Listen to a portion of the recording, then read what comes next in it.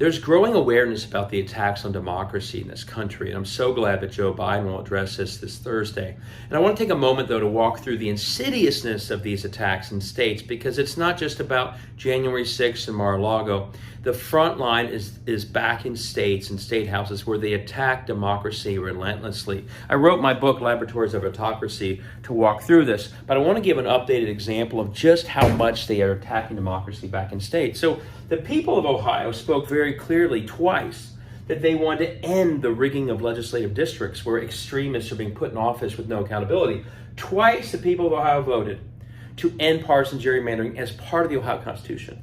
But then they went a step further, because they actually, when the second one passed of these two measures, it was a 7-0 Republican Supreme Court.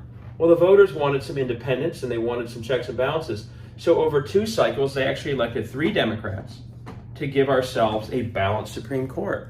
So this is the mandate from the people. What does the extreme and gerrymandered state house do with that mandate?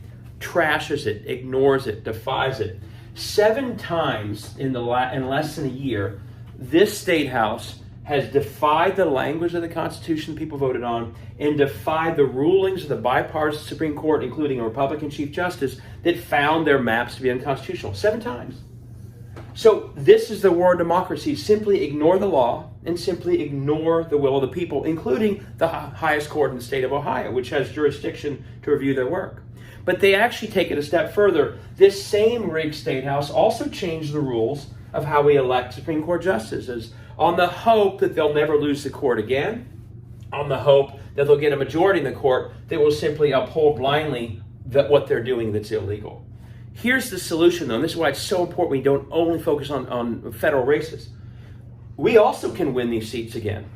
If we win in the next November our 3 races for the Ohio Supreme Court, all of a sudden we're the ones with a majority that can keep enforcing the people's will.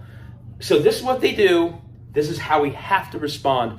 I plead, folks, pay attention to these races and give whatever you can to our candidates running for these offices.